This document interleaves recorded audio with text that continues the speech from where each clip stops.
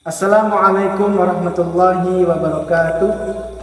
Alhamdulillahi nahmadu wa nasta'inu wa nastaghfiruh wa na'udzu billahi min syururi anfusina wa min sayyiati a'malina. May yahdihillahu fala mudhillalah wa may yudlilhu fala hadiyalah. Asyhadu an la ilaha illallah wa asyhadu anna Muhammadan abduhu wa rasuluh la nabiyya ba'dahu wa la rasul.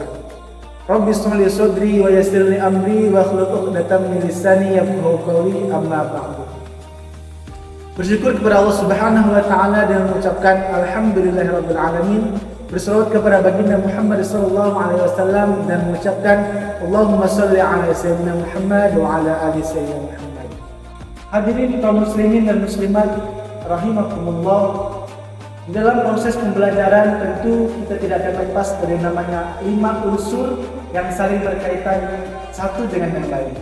Pertama ada tujuan pembelajaran, ada materi pembelajaran, ada metode pembelajaran. Yang keempat ada alat atau media pembelajaran, dan yang kelima ada evaluasi pembelajaran. Nah, dari 5 unsur tersebut kita akan fokus kepada metode pembelajaran. Ada yang tahu apa itu metode pembelajaran? Metode pembelajaran adalah suatu cara yang dapat dilakukan oleh seorang guru dalam menyampaikan materi pembelajarannya kepada peserta didik. Sedangkan dalam bahasa Arab, metode merupakan thoriqah, yang artinya jalan. Nah, dengan demikian berarti metode ialah suatu jalan yang dapat ditempuh oleh seorang guru untuk menyampaikan materi pembelajaran. Nah, dalam hadis Tarbawi ada beberapa metode-metode pembelajaran yang pernah Rasulullah SAW sampaikan kepada para sahabat. Pertama ada namanya metode drill, ada metode eksperimen, ada metode asistensi, ada metode tanya jawab, dan terakhir ada metode drama. Dalam hal ini kita akan berfokus kepada sebuah hadis yang menjelaskan Rasulullah SAW menyampaikan sebuah pembelajaran kepada para sahabat melalui metode asistensi. Wa an Rib'i bin Hirash qala hadatsana rajulun min Bani Amir annahu ista'zana an-nabiy sallallahu alaihi wasallam wa huwa fi baitin faqala alju faqala Rasulullah sallallahu alaihi wasallam li khadimihi ukhruj ila hadha fa'allamahu istidan faqul lahu qul assalamu alaikum adkhul fasami'ahu rajulun faqala assalamu alaikum adkhul fa'adina lahu nabiy sallallahu alaihi wasallam fadakhala. Rawahu Abu Dawud bi isnadin sahih.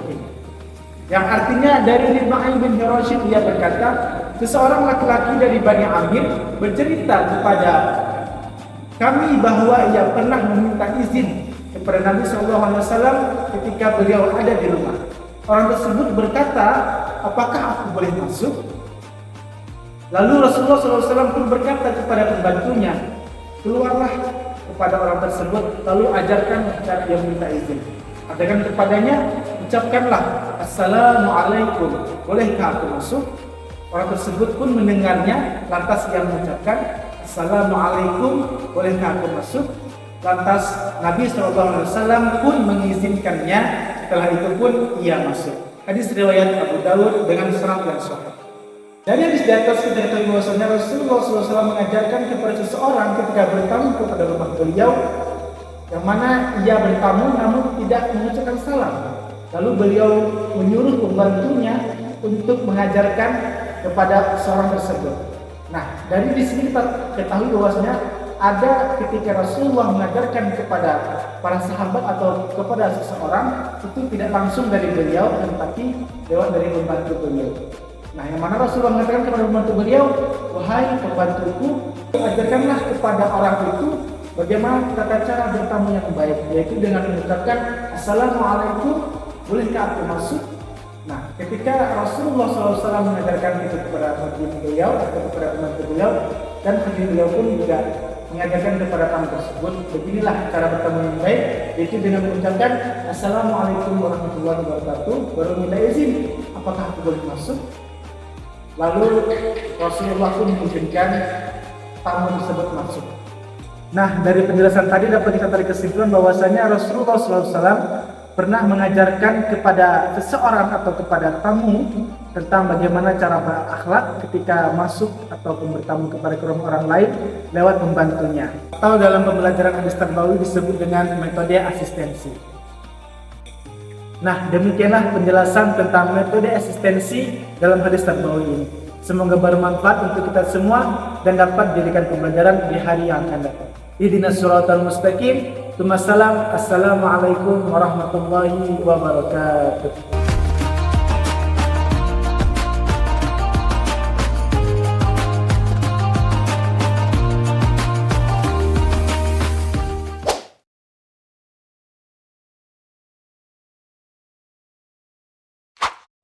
Assalamualaikum warahmatullahi wabarakatuh. Perkenalkan, saya Qori'ah Fahunisa. Saya dari Program Studi Pendidikan Agama Islam STAI Aulia Urasyidin Tembilahan.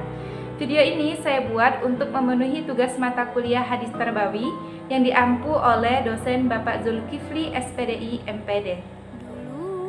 Pada video ini saya akan menguraikan hadis tentang pendidikan bersikap adil. An-Nu'man bin Bashirin anna abahu ata bihi ila Rasulillah sallallahu alaihi wasallam faqala inni nahaltu bani hadha gulaman faqala akullu walidika nahalta mitlahu qala la qala farji'hu muttafaqun alaihi. Dari Nu'man bin Bashir radhiyallahu anhu bahwa ayahnya membawanya kepada Rasulullah SAW dan berkata, sesungguhnya aku telah memberikan seorang budak kepada anakku ini. Kemudian Rasulullah SAW bertanya, apakah kamu juga memberikan kepada anak-anakmu yang lain? Ayahnya menjawab, tidak. Lalu Rasulullah SAW bersabda, maka tariklah kembali pemberianmu ini. Hadis riwayat muttafaqun alaih. Nah, teman-teman, dari hadis ini dijelaskan bahwa Nabi Shallallahu Alaihi Wasallam memberikan pengajaran kepada setiap ayah ataupun setiap orang tua untuk memiliki sikap adil kepada anak-anaknya ataupun kepada anggota keluarganya. Sebab sikap adil ini sangat penting untuk membentuk sebuah keluarga yang bahagia dan keluarga yang sejahtera. Apabila seorang ayah ataupun seorang ibu tidak bisa bersikap adil kepada anak-anaknya, maka setiap hari pasti akan ada kecemburuan sosial antara anak yang satu dengan anak yang lain. Tidak hanya orang tua, seorang guru atau seorang pendidik pun harus bisa memiliki sikap adil ini. Karena setiap hari guru ataupun pendidik pasti bertemu siswa-siswa yang berlatar belakang berbeda-beda. Ada siswa yang kaya, ada siswa yang miskin, ada anak pejabat, ada juga anak rakyat biasa. Oleh karena itu, setiap guru harus memiliki sikap adil agar tidak membedakan antara siswa satu dengan siswa yang lain. Nah, jadi itulah hal penting yang harus dimiliki setiap orang tua ataupun setiap guru. Nah, jadi teman-teman, apa pelajaran yang penting dari hadis tadi? Yaitu setiap orang tua ataupun setiap pendidik harus memiliki sikap yang adil, baik dari segi sikap, ucapan, ataupun hal yang lainnya. Terutama guru ketika memberikan penilaian, memberikan pembelajaran ataupun memberikan tugas kepada siswa-siswanya harus adil. Nah, oleh sebab itu kita sebagai calon guru harus sekarang menanamkan sikap adil pada diri kita sendiri. Nah, demikianlah video yang dapat saya sampaikan tentang hadis pendidikan bersikap adil. Semoga bermanfaat untuk teman-teman semua. Saya tutup. Wassalamualaikum warahmatullahi wabarakatuh. Thank you all for watching this here video. Please like and subscribe and follow.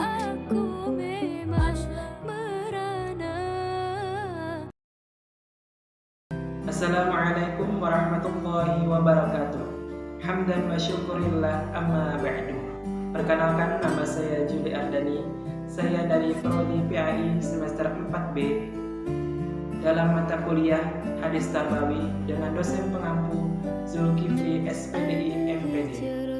Baik, di sini saya akan menyampaikan materi hadis tarbawi saya yang bertema 3 karakter menerima pembelajaran. Sebagaimana hadis Nabi besar Muhammad sallallahu alaihi wasallam. An Abi Musa an-Nabi sallallahu alaihi wasallam qala masalu ma ba'athani Allahu bihi min ilmi al-huda wal ilmi kama salal ghaibil al-katsiri asaba ardan fakana minha nakiyatun qabilat al-ma'a fa ambatat al-kala wal usba al-katsira aw kanat minha ajadibu amsakat al-ma'a fa nafa'allahu biha an-nasa fasharibu fasaqa wa zari'u wa asabat minha qa'ifatun ukhra innama hiya ki'anun la tumsiku ma'an wa la tumbitu ka'alla fadzalika masalu man faquha fihi dinallahu wa nafa'ahu ma basani Allahu bihi fa'alima 'allama wa masalu man lam yarfa' bidzalika ra'san lam yaqbal Wadallahu alladhi qursiltu bihi muttafaqun alaih. Dari Abu Musa radhiyallahu anhu, Rasulullah sallallahu alaihi wasallam pernah bersabda, sungguhnya perumpamaan petunjuk dalam ilmu yang dengannya aku diutus oleh Allah bagaikan hujan yang jatuh mengenai bumi. Di antaranya ada bumi yang subur. Ia dapat menerima air kemudian menumbuhkan tumbuh-tumbuhan dan rumput yang lebat. Di antara ada bumi yang tandus yang dapat menahan air, lalu dengan Allah memberikan manfaat kepada manusia sehingga mereka dapat minum, menyirami dan bercocok tanam daripadanya. Dan ada yang mengais bagian bumi, sesungguhnya ia tanah licin, tidak dapat menahan air dan tidak dapat menumbuhkan tanaman. Demikian itu perumpamaan orang yang mengkaji agama Allah dan bermanfaat apa yang aku diutus dengannya. Ia mengetahui dan mengajarkan kepada orang lain. Dan perumpamaan orang yang tidak peduli, tidak mampu mengambil manfaat apa yang akan diutus dengannya dan tidak menerima petunjuk Allah yang diutus dengannya. Hadis riwayat muttafaqun alaih. Qama Rasulullah sallallahu alaihi wasallam. Kawan-kawan semuanya, dari hadis tadi dapat kita ketahui ada 3 karakter seseorang dalam menerima pembelajaran. Yang pertama, bagaikan bumi yang subur. Bumi yang subur di sini, air yang jatuh ke bumi memberikan kesuburan kepada tanah. Tanah memberikan kesuburan kepada tanaman. Tanaman memberikan kesuburan manfaat kepada manusia, sehingga manusia pun bermanfaat dari tanaman tersebut. Seperti orang yang dalam menuntut ilmu, dia menuntut ilmu yang apa yang dia pelajari, kemudian dia mengamalkannya, dan kemudian dia lagi mengajarkannya kepada orang lain, sehingga dia dapat memberikan pahala kepada orang lain. Karakter yang kedua di sini, bagaikan bumi yang tandus dan gersang. Dia hanya menerima air, kemudian memberikan kesuburan, tapi tidak memberikan manfaat kepada dirinya. Seperti orang yang dalam menuntut ilmu, dia menuntut ilmu dan mengajarkannya kepada orang lain, namun dia tidak mengamalkan ilmu yang apa yang dia dapatkan. Dia seperti bagaikan lilin yang hanya menerangi orang lain, kemudian dirinya hanya terbakar. Dan karakter yang ketiga, bagaikan bumi yang mendatar. Bumi yang mendatar di sini seperti bumi yang licin. Dia hanya tidak menerima air dan kemudian tidak menyimpan air tersebut. Seperti orang yang tidak mau mendapatkan ilmu, kemudian dia tidak mau mempelajari ilmu. Dari hadis tadi dapat kita ambil ada 3 karakter sebenarnya, yaitu pertama, paham ilmu, mengamalkannya dan mengajarkannya kepada orang lain dan mengamalkannya ilmu, seperti bagaikan bumi yang subur. Dan yang kedua, paham ilmu, tidak mengamalkannya tetapi mengajarkannya kepada orang lain, dan dia ilmunya tidak bermanfaat kepada dirinya. Yang ketiga, tidak paham ilmu, tidak mengamalkannya dan tidak mengajarkannya ilmu. Ibarat seperti bumi yang licin dan mendatar tadi. Semoga bermanfaat dari hadis tadi. Semoga kita termasuk orang yang bagaikan bumi yang subur. Demikianlah 3 karakter seseorang yang menerima di dalam pembelajaran. Saya akhiri, mohon maaf. Assalamualaikum warahmatullahi wabarakatuh. Assalamualaikum warahmatullahi wabarakatuh. Bismillahirrahmanirrahim. Alhamdulillahi rabbil alamin. Wassalatu wassalamu ala asyrafil anbiya'i wal mursalin wa ala alihi wa sahbihi ajmain. Amma ba'du. Yang terhormat Pak Zulkifli sebagai dosen mata kuliah hadis tarbawi serta teman-teman yang insya Allah dimuliakan oleh Allah Subhanahu wa ta'ala. Amin Allahumma amin. Puji syukur kehadirat Allah Subhanahu wa ta'ala yang telah memberikan karunia dan nikmatnya sehingga kita masih bisa merasakannya pada saat ini. Kedua kalinya salawat beriringkan salam tetap tercurahkan kepada baginda kita Nabi besar Nabi Muhammad Sallallahu Alaihi Wasallam yang telah membawa kita dari zaman kebodohan menuju zaman yang penuh dengan ilmu pengetahuan seperti yang kita rasakan pada saat ini. Baiklah teman-teman, saya di sini ingin membahas sebuah hadis tentang berbagi pengetahuan. Dengan berbagi ilmu yang kita miliki, kita bisa menambah ilmu yang baru sebagaimana yang dijelaskan di dalam hadis yang berbunyi Bismillahirrahmanirrahim, la yadghi lil jahili ayyaskuna ala jahlihi wala lil alimi ayyaskuna ala ilmihi. Yang artinya tidak pantas bagi orang yang bodoh mendiamkan kebodohannya, dan tidak pantas pula bagi orang yang berilmu mendiamkan ilmunya. Nah teman-teman, dari hadis ini kita belajar, kita harus, apabila kita tidak tahu, kita harus belajar supaya kita tahu. Nah kalau kita sudah tahu, kita amalkan ilmu yang kita dapatkan tadi, agar tidak percuma ilmu yang kita dapatkan tadi itu kita bisa, kalau kita membagikannya kepada orang lain, maka itu menjadi amal jariah untuk diri kita. Nah apabila kita tidak tahu, tidak pantas bagi orang yang bodoh. Nah orang yang bodoh ini bukan berarti orang yang sangat-sangat, maksudnya yang bodoh dalam bahasa kasarnya itu bodoh yang tidak tahu apa-apa. Maksudnya di sini memang bodoh, tidak tahu apa-apa, tapi dia ini mau belajar.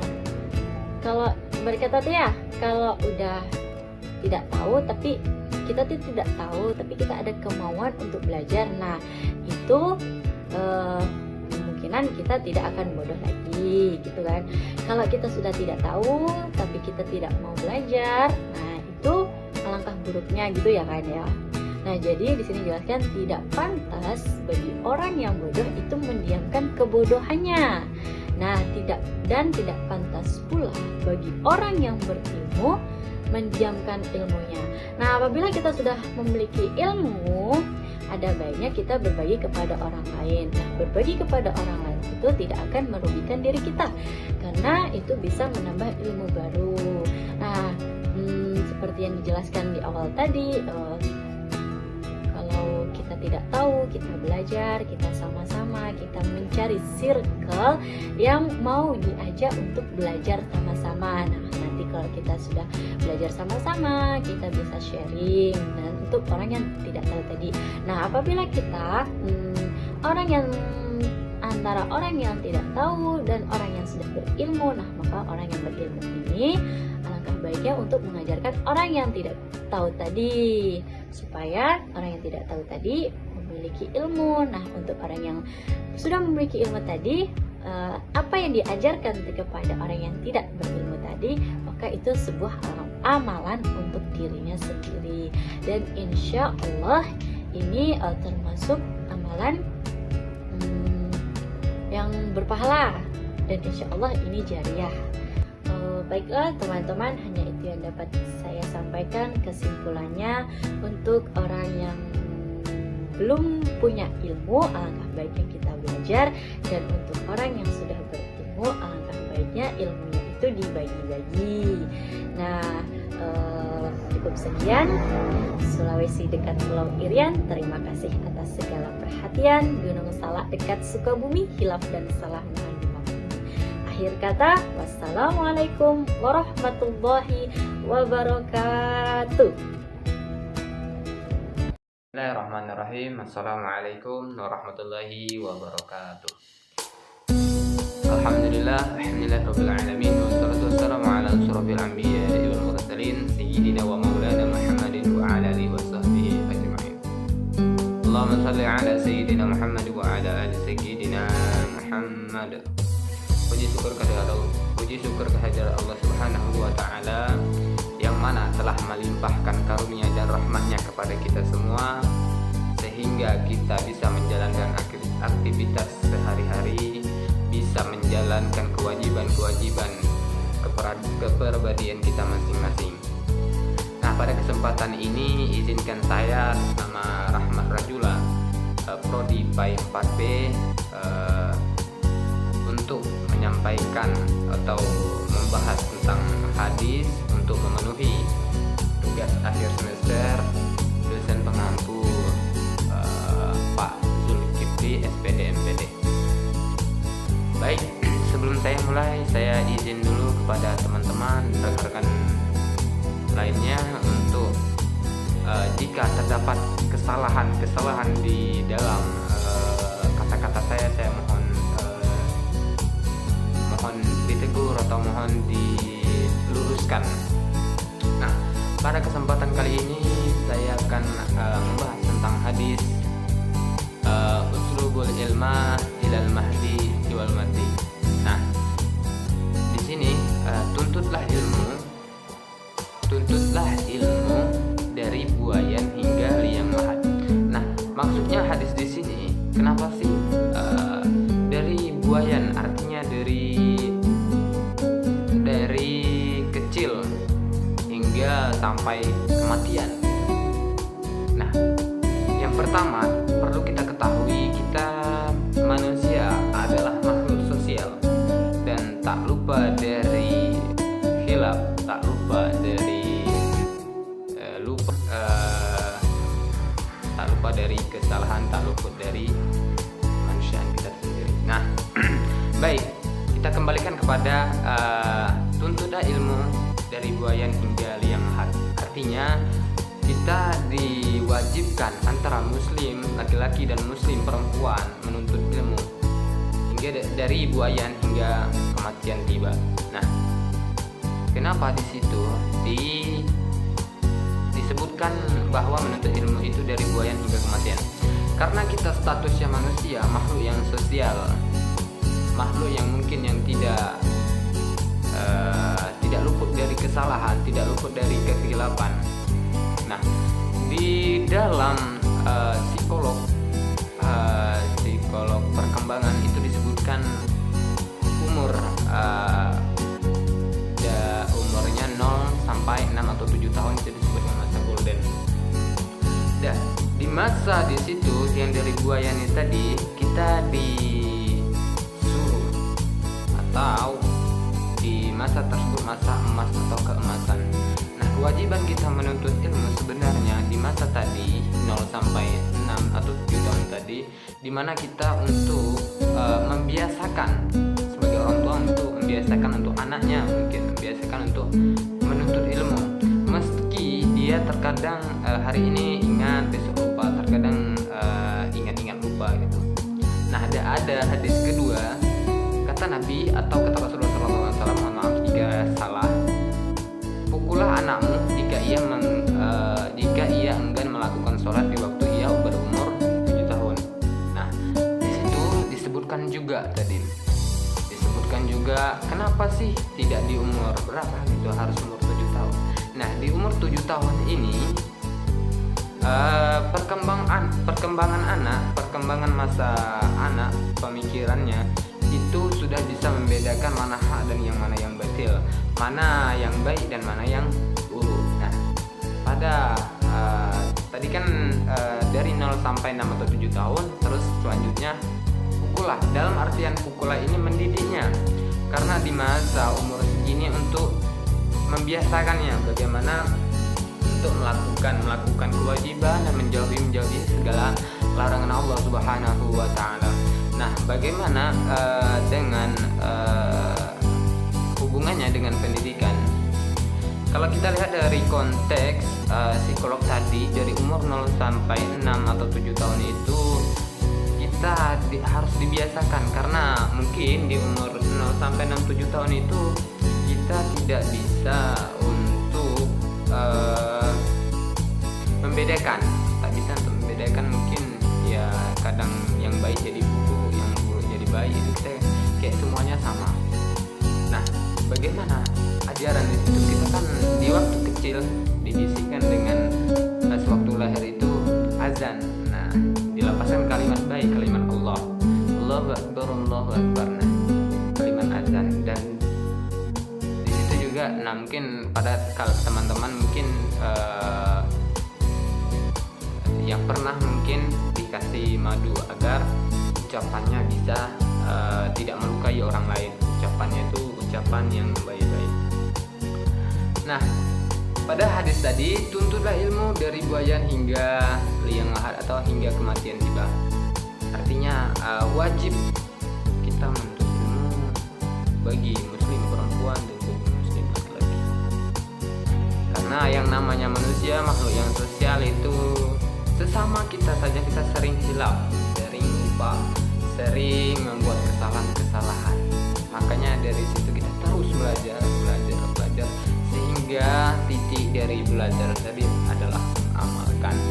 Nah, dalam persepsi ini, hubungannya dengan pendidikan, kita disuruh belajar dan terus belajar, karena suatu kebiasaan itu diawal dari membiasakan. Suatu dari kepandaian itu adalah belajar. Nah, bagaimana kita belajar dengan baik, belajar dengan betul, belajar yang sesuai diajarkan Rasulullah Shallallahu Alaihi Wasallam. Nah, mungkin dari dua hadis tadi dapat kita ambil kesimpulannya, tuntutlah ilmu tidak memandang umur, artinya dari kecil hingga kematian tiba. Dan kedua, pukullah anakmu ketika dia umur 7 tahun, ketika dia enggan melakukan sholat, pukullah anakmu. Dalam artian pukul di situ tidak memukul secara kekerasan, tapi mungkin dengan pukul mentalnya agar dia melakukan kewajiban yang diperintahkan dalam Al-Quran, dan menjauhi larangan-larangan yang ada syariat Islam. Oke, mungkin sekian dapat saya sampaikan.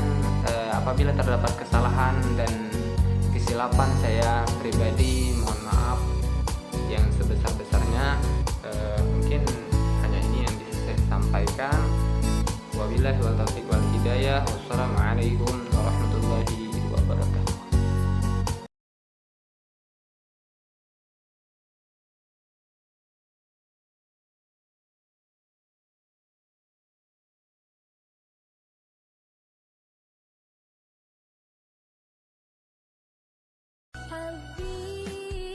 Bismillahirrahmanirrahim. Assalamualaikum warahmatullahi wabarakatuh. Baik, nama saya Nur Rahidin. Saya di sini akan menyampaikan materi saya dari mata kuliah hadis tarbawi yang berjudul Usia Belajar dan Hukumnya. Nah, dari Amr bin Su, dari ayahnya dan dari kakeknya berkata, Rasulullah Shallallahu Alaihi Wasallam bersabda, Mur'u auladakum bisolati wahum abna'us sab'i sinin, wadribuhum alaiha wahum abna'u asri sinin, wa faraqu bainahum fi madaji. Nah, artinya perintahkan anak-anakmu melaksanakan salat sedang mereka berusia 7 tahun, dan pukullah mereka karena tinggal salat sedang mereka berusia 10 tahun, dan pisahkan antara mereka di tempat tidurnya. Hadis riwayat Abu Dawud. Nah, hadis tersebut menjelaskan bagaimana cara mendidik agama pada anak-anak. pendidikan agama diberikan pada anak sejak kecil, sehingga nanti setelah dewasa, perintah-perintah agama dapat dilakukan secara mudah dan ringan. Di antara perintah agama yang disebutkan dalam hadis tersebut ada 3 perintah, yaitu pertama, perintah melaksanakan sholat, dan perintah memberikan hukuman bagi pelanggarannya.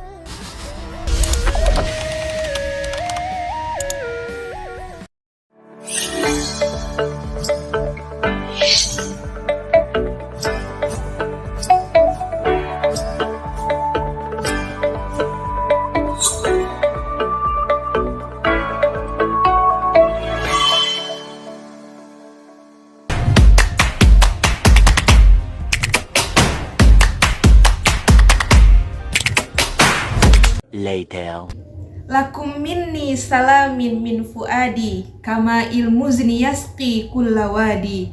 Salamun law ra'ahun nas yazhu lamaddu nahwahu kullal ayadi. Walakinni akhusu bihi unasan humul akmaru min bainil ibadi.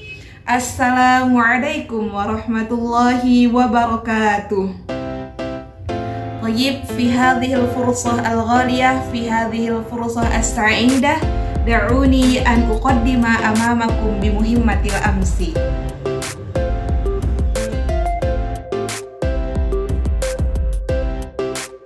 Alhamdulillahirabbil alamin. Bersyukur kepada Allah atas segala nikmat yang telah Allah berikan. Kemudian salat serta salam dihadiahkan kepada baginda Rasulullah sallallahu alaihi wasallam dengan melafazkan Allahumma shalli ala sayyidina Muhammad wa ala ali sayyidina Muhammad. Assalamu alayka ya Rasulullah, assalamu alayka ya Habiballah. Baiklah, pada video kali ini saya akan menjelaskan satu hadis tentang tulisan sebagai media, yang mana video ini merupakan tugas akhir mata kuliah hadis tarbawi yang diampu oleh Bapak dosen Zulkifli SPDI MPD. Baik, saya akan membacakan hadis tentang tulisan sebagai media yang bunyinya Bismillahirrahmanirrahim. Amru ibnu Maimun al-Audi qala kana Sa'dun yu'allimu banihi haula'il kalimat kama yu'allim al-mu'allimu ghilman al-kitabah wa yaqulu inna Rasulullah sallallahu alaihi wasallam kana yata'awwadhu minhunna duburas shalah. Allahumma inni a'udzubika minal jubni wa a'udzubika an uradda ila ardhil umri wa a'udzubika min fitnatid dunya wa a'udzubika min adzabil qabri. Artinya, dari Amr bin Maimun al-Audi berkata bahwa Sa'ad mengajarkan beberapa kalimat doa sebagaimana seorang guru mengajarkan tulisan kepada anak-anak, dan dia berkata bahwa Rasulullah Shallallahu Alaihi Wasallam selalu memohon perlindungan dari beberapa kalimat itu setelah selesai sholat, yaitu, ya Allah, aku memohon perlindungan kepada Engkau dari rasa takut, dan aku memohon perlindungan kepada Engkau dari dikembalikan ke serendah-rendahnya manusia atau pikun, dan aku memohon perlindungan kepada Engkau dari fitnah dunia, dan aku memohon perlindungan kepada Engkau dari azab kubur. Hadis riwayat Bukhari dan Tirmidzi. Penjelasan dari hadis tersebut adalah bahwasanya Rasulullah Shallallahu Alaihi Wasallam telah mengajarkan doa yang dibaca setelah selesai sholat. Nah, sebagaimana yang kita ketahui bahwasanya waktu setelah sholat itu merupakan salah satu waktu yang mustajab untuk berdoa. Jadi, menurut keterangan dari Amr bin Maimun al-Audi dalam hadis tersebut mengatakan bahwasanya Sa'ad bin Abi Waqqas mengajarkan doa-doa tersebut kepada anak-anaknya sebagaimana seorang guru mengajarkan tulisan kepada anak-anak muridnya. Nah, ditegaskan dalam hadis tersebut kana Sa'dun yu'allimu banihi haula'il kalimat kama yu'allimu al-mu'allimul ghilman al-kitabah. Nah, di situ disebutkan bahwasanya Sa'ad mengajarkan beberapa kalimat doa sebagaimana seorang guru mengajarkan tulisan kepada anak-anaknya. Nah, Dalam kitab Al-Tabaqat, karya Muhammad bin Sa'ad mengatakan bahwasanya Sa'ad bin Abi Waqqas ini memiliki 14 orang anak laki-laki dan 17 orang anak perempuan. Jadi total semuanya adalah 31. Masya Allah ya. Jika kita gambarkan dengan pendidikan yang sekarang, kita bandingkan, itu adalah satu orang guru yang mengajar 31 orang murid dalam satu kelas. Nah, luar biasa sekali. Sa'ad bin Abi Waqqas langsung menjadi guru sendiri bagi anak-anaknya tersebut. Jadi, cara yang digunakan oleh Sa'ad bin Abi Waqqas dalam mengajarkan doa-doa kepada anaknya adalah dengan cara membacakan kalimat demi kalimat, kemudian anak-anaknya mengikuti seperti proses baca tulis atau tulis baca. Nah, yang mana bisa saja seorang murid langsung mengikuti bacaan guru atau dengan cara imla. Jadi, metode yang digunakan sebagai tulisan sebagai media ini yang pertama yaitu guru menuliskan tulisan di papan tulis, kemudian murid-murid menulis apa yang ditulis oleh guru tersebut, atau dengan cara guru membacakan tulisan yang sudah ditulis tadi, kemudian murid-murid mengikuti bacaan dari yang guru bacakan. Nah, ini sangat berguna bagi murid-murid yang belum mengenal baca tulis, jadi bisa langsung hafal apa yang dibacakan oleh guru tersebut. Yang kedua adalah metode imla. Imla ini guru membacakan bacaan kalimat demi kalimat atau kata demi kata di luar kepala, kemudian murid-murid menulis apa yang diucapkan oleh guru atau yang dibacakan oleh guru. Kemudian murid tersebut membacakan hasil tulisannya kepada guru untuk diperdengarkan. Selanjutnya, materi yang diajarkan oleh Sa'ad bin Abi Waqqas pada hadis tersebut adalah doa-doa yang diajarkan oleh Rasulullah yang dibaca beliau setelah selesai sholat. Yang pertama, Allahumma inni a'udzubika minal jubni, yang artinya, ya Allah, sesungguhnya aku berlindung kepada Engkau dari rasa takut. Sebagian riwayat menambahkan Allahumma inni a'udzubika minal bukhli, yang artinya, ya Allah, sesungguhnya aku berlindung kepada Engkau dari sifat bakhil. Yang kedua, wa a'udzubika an uraddu ila ardhil umri, yang artinya aku memohon kepada Engkau dari dikembalikan ke serendah-rendahnya manusia atau pikun. Nah, doa ini untuk menghindari kita dari sifat pikun atau dari penyakit pikun. Kemudian hikmah atau pelajaran yang dapat kita ambil dari hadis tersebut adalah yang pertama, perlunya orang tua mengajarkan doa-doa penting kepada anak-anaknya, begitu juga seorang pendidik terhadap anak-anak muridnya. Yang kedua adalah perlunya media dalam proses pembelajaran, salah satunya adalah media tulis baca untuk memudahkan materi pembelajaran itu diserap atau dipahami oleh para peserta didik. Kemudian yang ketiga adalah waktu selesai sholat fardu merupakan salah satu waktu yang mustajab untuk berdoa. Demikianlah yang dapat saya sampaikan dalam video ini. Semoga bermanfaat. Akhirul kalam. Assalamualaikum warahmatullahi wabarakatuh.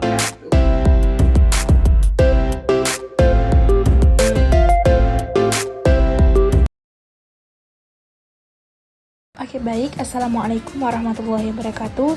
Saya Abda Mukhlisa dari Prodi PAI semester 4. Di sini saya akan membuat tugas video dari mata pelajaran tafsir. Di sini saya akan membahas tentang ilmu. Jadi menuntut ilmu berarti berusaha keras agar ilmu bisa didapat. Nah, dari hadis Sahih Muslim nomor 2699, hadis menuntut ilmu agama yang berbunyi, "Man salaka tariqan yaltamisu fihi ilman, sahalallahu lahu bihi tariqan ilal jannah," yang artinya, barang siapa yang meniti suatu jalan untuk mencari ilmu, maka Allah memudahkan untuknya jalan menuju surga. Habib Umar bin Hafiz pernah berkata, "Jangan jadikan ilmu yang kamu sebarkan sebagai alat untuk membuat orang tunduk padamu, namun jadikan ilmu yang kamu sebarkan sebagai penyebab kamu tunduk kepada Allah." Adab tertinggi seorang penuntut ilmu adalah dia tetap mendengarkan nasihat atau ilmu dari seseorang dan bersikap seolah-olah baru mendengar, walaupun sebenarnya dia sudah tahu dan pernah berkali-kali mendengarnya. Assalamualaikum warahmatullahi wabarakatuh. Bismillahirrahmanirrahim. Alhamdulillahirabbil alamin, wassalatu wassalamu ala asrofil anbiya'i wal mursalin Sayyidina Muhammad wa ala alihi wa sahbihi ajma'in, amma ba'du.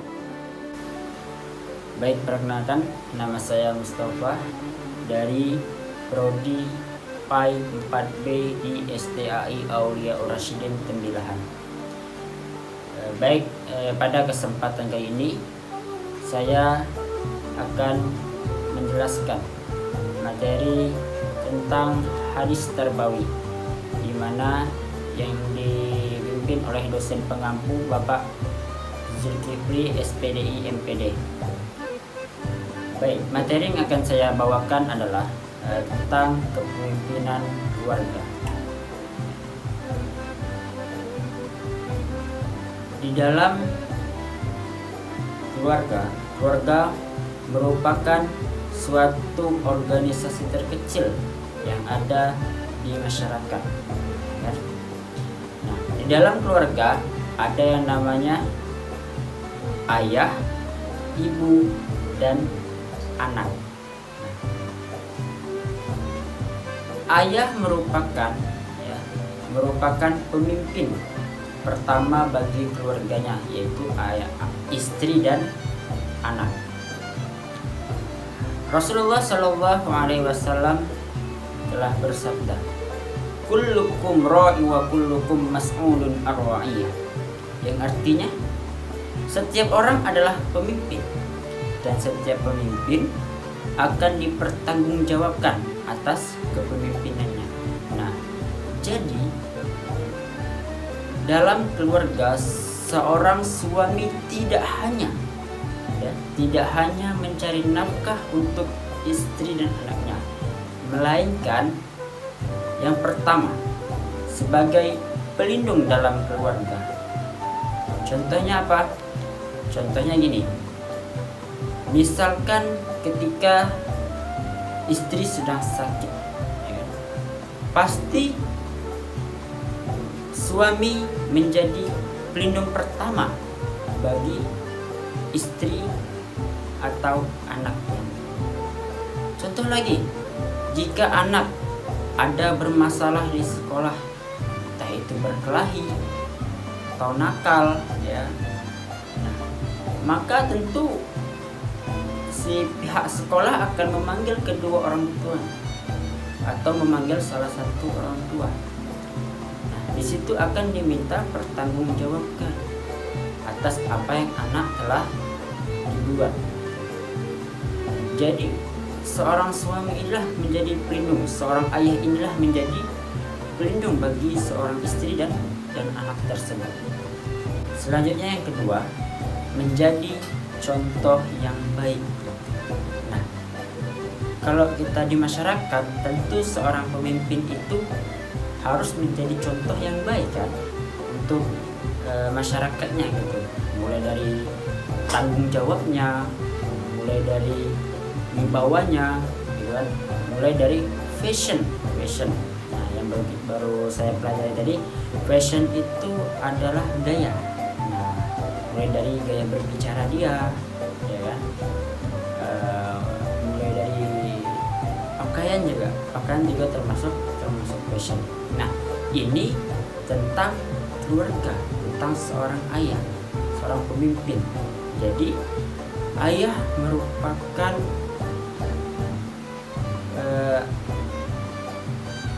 pondasi pertama untuk mendidik anak dan istrinya. Nah, seorang ayah mengajarkan tentang sopan santun, sikap, ya kan, atau peribahasa yang baik itu untuk anak dan istrinya. Contoh contoh untuk sikap kepada orang itu harus seperti apa gitu, ya kan? Kalau kita lewat depan orang tua tuh kita harus senyum, kita harus ramah, ya kan? Apalagi kalau kita lewat di depan guru, nah itu kalau bisa kita salam.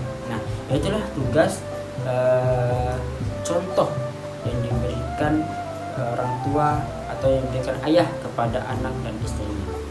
Selanjutnya yang ketiga sebagai motivator. Apa sih itu motivator? Motivator itu adalah motivasi.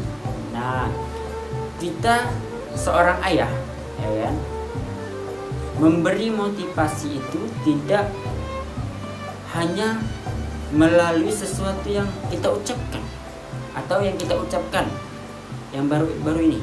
Misalkan kita bisa memberi motivasi kepada anak, ya kan, ini supaya anak, saya contohkan kepada anak, memberi motivasi tentang masa lalu seorang ayah. Nah, misalnya seperti ini, anak sekolah, ya kan, terus ayahnya bilang seperti ini kepada anak, "Nak, sekolah betul-betul, ya, jangan jadi macam ayah. Ayah nih tidak tamat SD, ya. Kalau bisa kamu nanti menjadi orang sukses, jangan jadi seperti ayah." Nah, itu sebagai motivasi kepada anak. Agar apa? Agar anak tersebut semangat gitu, semangat untuk menggapai cita-citanya, ya kan? Misalkan dia mau cita-cita mau jadi guru, itu kita membutuhkan semangat yang besar gitu, ya.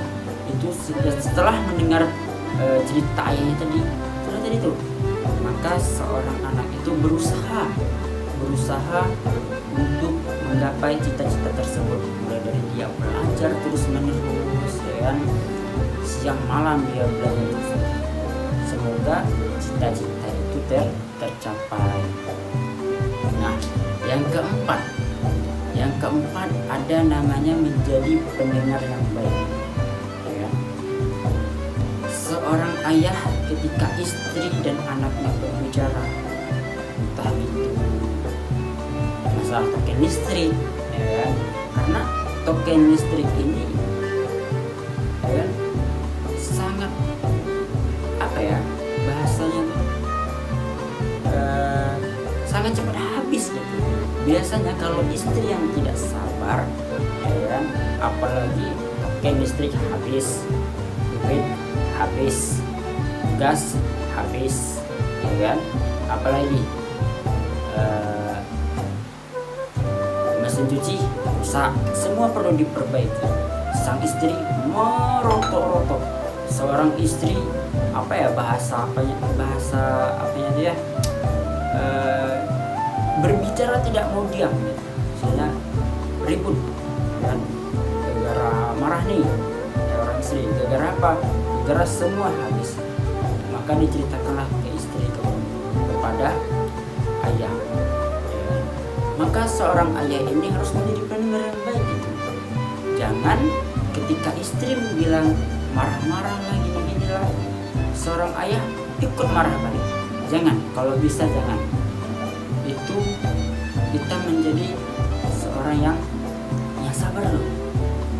Jangan egois kita kalau kita menjadi seorang ayah atau kita menjadi seorang pemimpin. Tambah lagi anak. Tadi seorang istri, ini anak. Kata anak, ya SPP udah lewat, apalagi yang menyangkut ke sekolah, ya kami mau liburan. Nah, seorang ayah ini sedang tidak punya apa-apa, maka seorang ayah itu cuma hanya mendengar dan merasakan, ya kan, apa keluh kesah yang dihadapi oleh seorang anak dan istri tersebut. Maka dari itulah seorang ayah ini atau seorang pemimpin wajib, ya kan, mencontohi perilaku Nabi Muhammad SAW. Karena pada zaman dulu, ya kan, Nabi Muhammad SAW itu, ya kan, memimpin umat muslim itu yang sabar, ya kan, tidak pernah egois. Meskipun Nabi Muhammad itu pada saat dia memimpin umat Islam, dia selalu dicaci, dimaki, ya kan? Tapi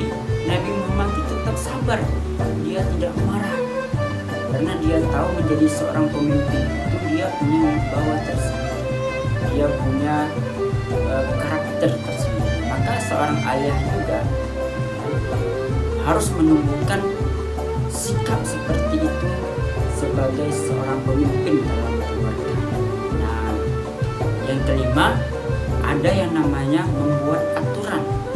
Nah, ini nih yang sering terjadi di keluarga, karena entah lupa membuat aturan atau memang melanggar aturan. Contoh hal kecil ya, dalam keluarga ketika membuat aturan, ya, misalkan aturan suami membuat aturan untuk istri. Nah, contohnya apa? Contohnya misalkan gaji 500 harus cukup untuk 1 minggu misalkan. Nah, kalau untuk ke anak, ya kan, untuk ke anak itu biasanya kalau kita seorang anak keluar malam tentu ada batas jam pulangnya gitu. Misalkan ditentukan jam 9 atau jam 10 udah ada di rumah, apalagi kalau anaknya cewek gitu kan, pasti rawan. Maka dari itu setiap keluarga itu dan setiap pemimpin dalam keluarga itu harus membuat aturan, ya kan? Agar apa? Agar dalam keluarga tersebut menjadi keluarga yang sakinah, mawaddah dan warahmah.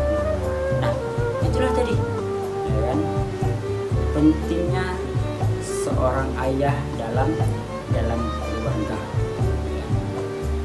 Itulah tadi yang dapat saya sampaikan, ya kan? Semoga bermanfaat untuk kita semua. Saya Mustafa dari Prodi PIP mengucapkan wabillahi taufiq wal hidayah. Wassalamualaikum warahmatullahi wabarakatuh.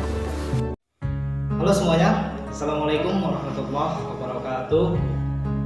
Perkenalkan, nama saya Rahmat Hidayat. Saya dari Prodi PAI semester 4B. Dalam mata kuliah Hadis Tarbawi yang diampu oleh Bapak Zulkifli SPD MPD. Hamdan wa syukran lillah, amma ba'du.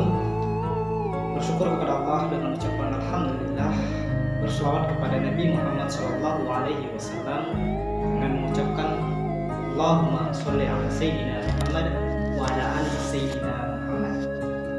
Teman-teman sekalian yang dirahmati Allah, pada kesempatan ini saya akan menyampaikan sebuah materi mengenai tentang pendidikan. Pendidikan merupakan salah satu pilar terpenting yang mengantarkan manusia dari alam kegelapan menuju alam yang terang benderang, dari kebodohan menuju pengetahuan. Nah, bahwasanya kita garis bawahi dulu, orang yang berpendidikan antara tidak itu pasti beda, karena Allah sendiri menyebutkan yarfa'illahu lazina amanu minkum wal lazina utul ilma darajat. Sungguhnya Allah akan angkat derajat orang-orang yang berilmu. Nah, artinya ada tingkatan atau ada perbedaan antara orang yang berilmu dengan tidak. Itu dia. Nabi Shallallahu Alaihi Wasallam bersabda dari Abu Hurairah radhiyallahu anhu, "Wa man salaka tariqan yaltamisu fihi ilman sahalallahu lahu bihi tariqan ilal jannah." Artinya, barang siapa yang menempuh jalan untuk mencari ilmu, maka Allah mudahkan baginya jalan menuju surga. Nah, itu dia. Ada 3 poin penting yang disebutkan oleh Ibnu Rajab Al-Hambali. Beliau menyebutkan yang pertama yaitu menempuh jalan ilmu itu dipermudahkan Allah Ta'ala untuk menuju surga. Maksudnya apa? Allah Subhanahu wa Ta'ala akan memudahkan bagi orang-orang yang menempuh jalan untuk mencapai surga. Contohnya, seandainya nih kita nih di dunia nih, kita berbicara di dunia dulu ya. Apabila kita hendak berurusan, misal hendak buka KTP lah misalkan, mau ada orang dalamnya apa? Pasti nyaman kan urusan kan, lancar gitu. coba mungkin di orang dalam kali dipersulitnya kayak awal. Nah, jadi hadis ini juga artinya Allah sendiri yang memudahkan jalan kita untuk mencari surga, itu dia.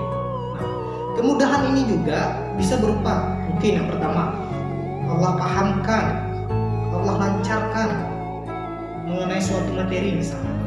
Nah, otak kita misalnya dipermudah Allah memahami suatu pelajaran, itu juga kemudahan. Dan yang kedua, ditemukannya guru-guru yang tepat, guru-guru yang mempunyai akhlak yang baik dan soleh. Nah, apalagi untuk sekarang ya, bahwasanya kalau kita pengen punya ilmu, tentu kita wajib yang namanya berguru. Nabi juga menyebutkan ya, bahwasanya kalau kita belajar misalnya, itu tidak ada guru, itu bahaya itu. Kenapa? Karena kata Nabi, gurunya adalah syaitan. Nah, maka dari itu, kalau kita pengen menuntut ilmu, itu yang harus ada namanya guru. Dan yang kedua, menuntut ilmu itu sebagai perantara hidayah. Bahwasanya hidayah itu bukan turun langsung dari Allah Ta'ala, melainkan hidayah itu kita sendiri yang mencari. Apa kata Allah? Allah itu tidak akan merubah suatu kaum, melainkan kaum itu berubah. Dari sini dapat kita ambil kesimpulan bahwasanya kalau kita pengen berubah, itu pasti dari diri kita sendiri dulu. Apakah kita pengen berubah atau tidak? Nah, maka dari itu melalui ilmu kita dibekali untuk bisa membedakan yang mana baik dan yang mana buruk, yang mana keji dan mana yang munkar, ya kan? Nah, dulu misalnya sebelum kita berilmu nih, kita sering berjudi, bermabuk-mabukan, apalagi, pokoknya hal-hal yang negatif, karena kita belum tahu.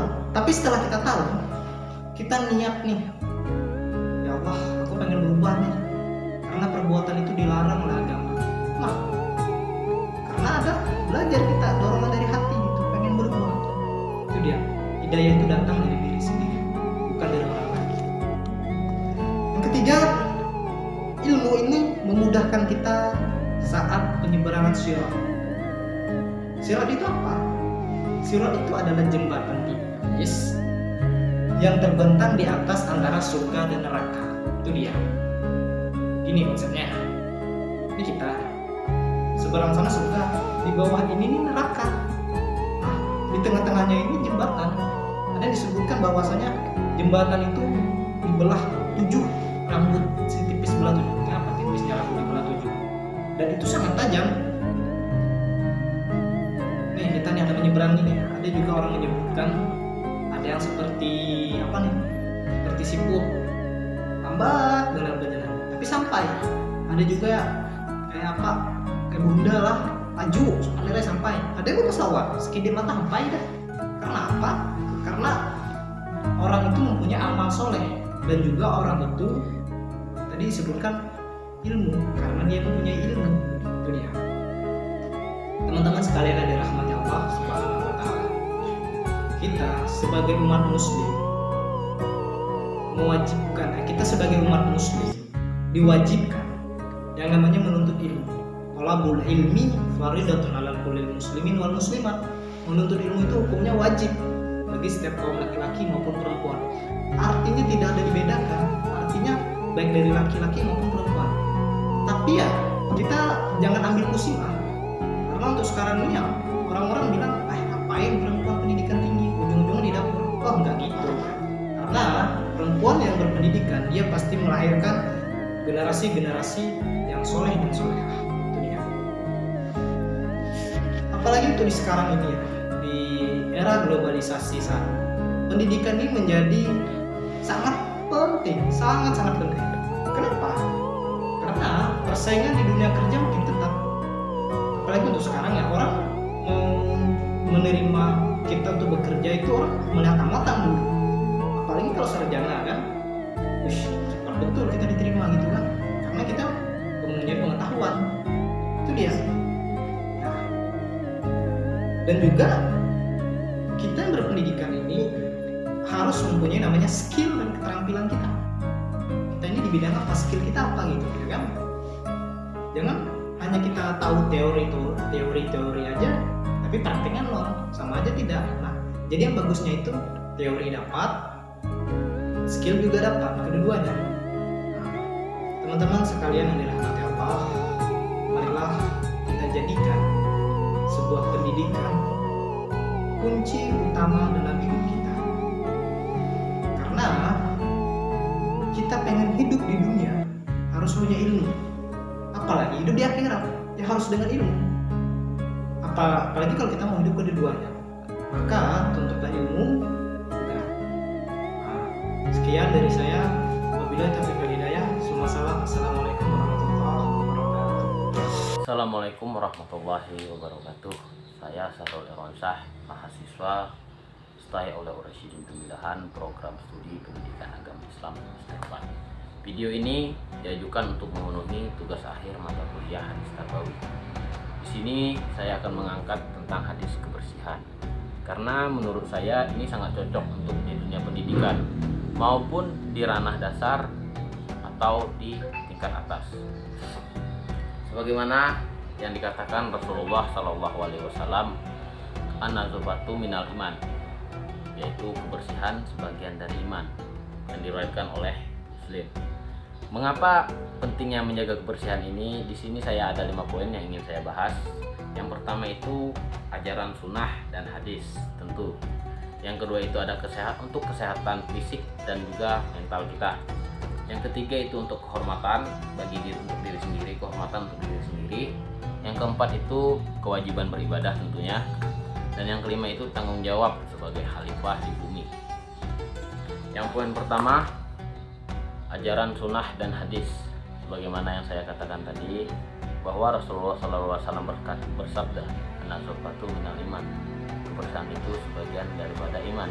Dan juga Allah Subhanahu wa Ta'ala mencintai orang-orang yang bersih dan rapi. Oleh karena itu, kita sebagai umat Islam dianjurkan menjaga kebersihan setiap aspek kehidupan kita, mau di ranah dasar maupun di ranah atas.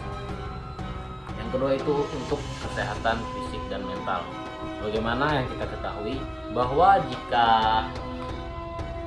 fisik dan tubuh kita ini tidak bersih, itu akan gampang terkena penyakit.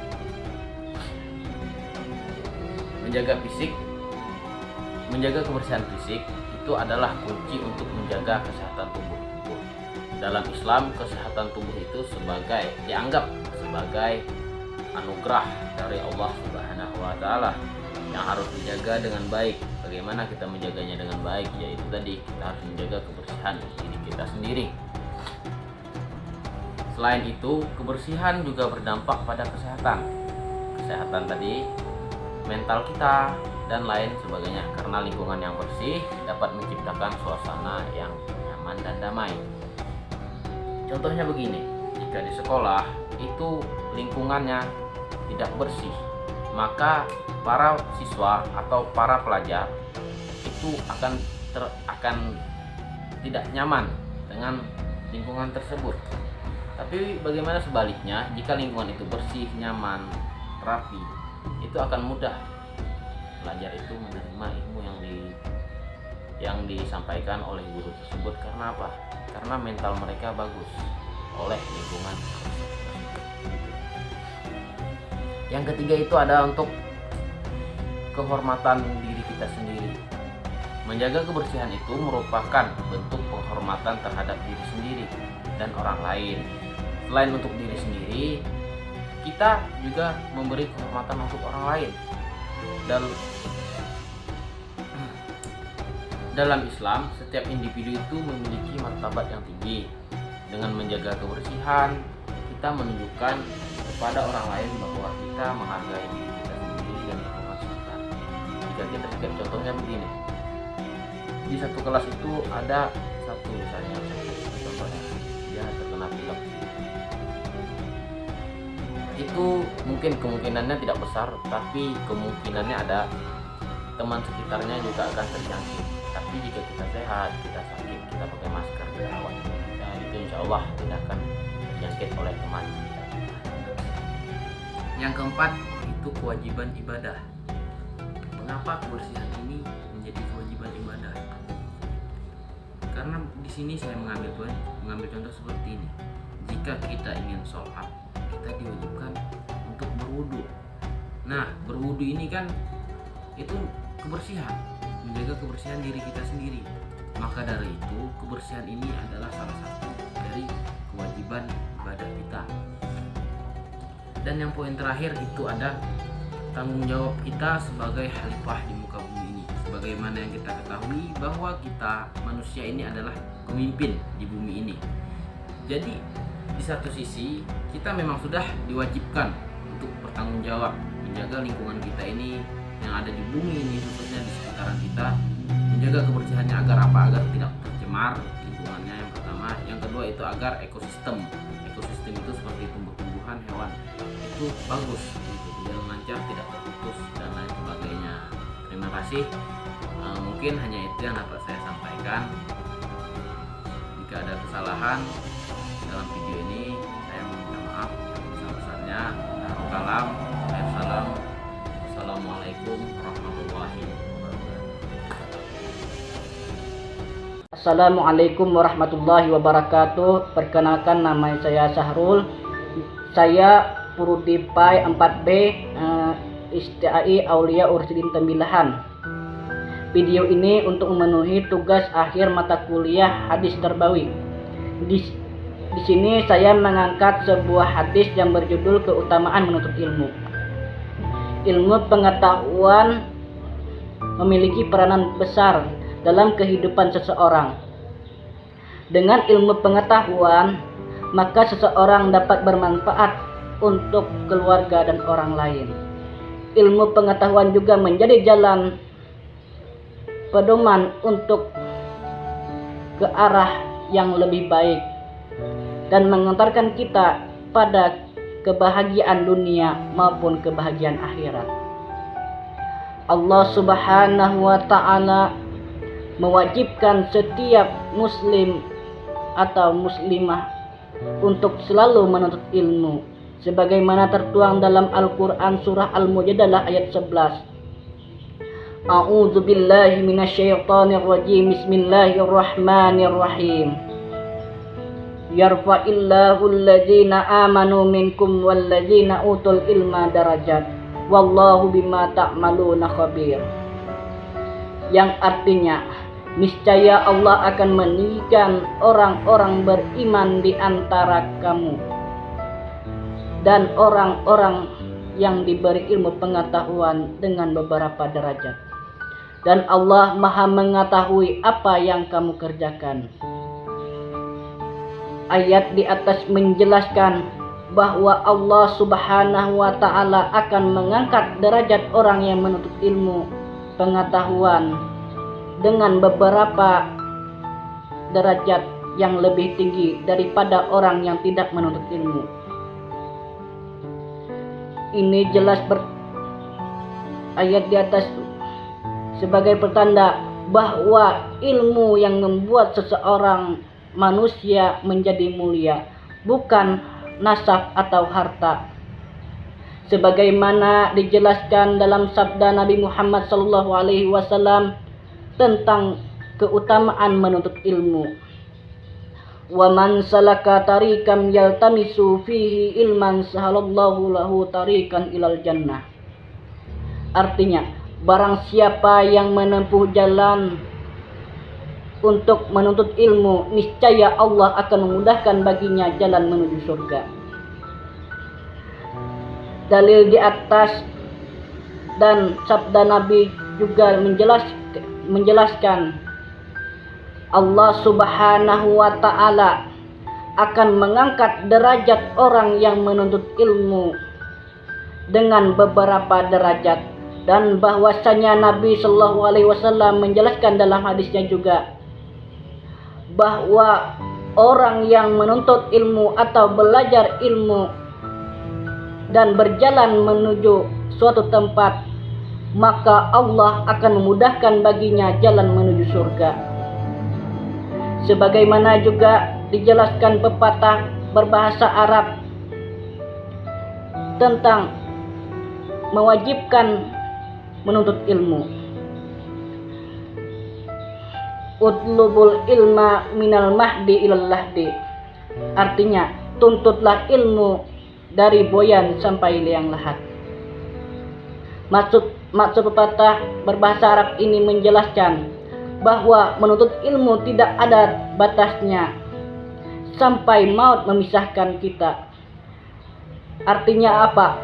Artinya menuntut ilmu itu dari boyan sampai liang lahat. Artinya dimulai dari sejak kecil sampai memasuki yaitu ke liang lahat, yaitu kematian. Karena menuntut ilmu itu dimulai dari kecil sampai dia menemui ajalnya, yaitu kematian. Nah, mungkin itu saja yang bisa saya sampaikan. Jika ada salah atau khilaf, saya mohon maaf yang sebesar-besarnya. Sebagaimana pepatah mengatakan, tak ada gading yang tak patah kecuali gading batuah. Tak ada kata-kata manusia yang tidak tersalah kecuali perkataan Allah. Assalamualaikum warahmatullahi wabarakatuh.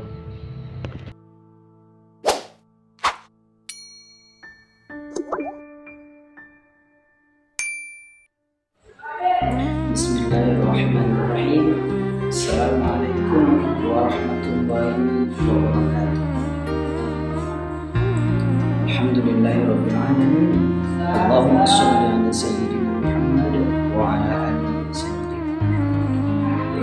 Baik, sini saya akan memaparkan hadis terbaru tentang pendidikan, betapa pentingnya menjaga lisan.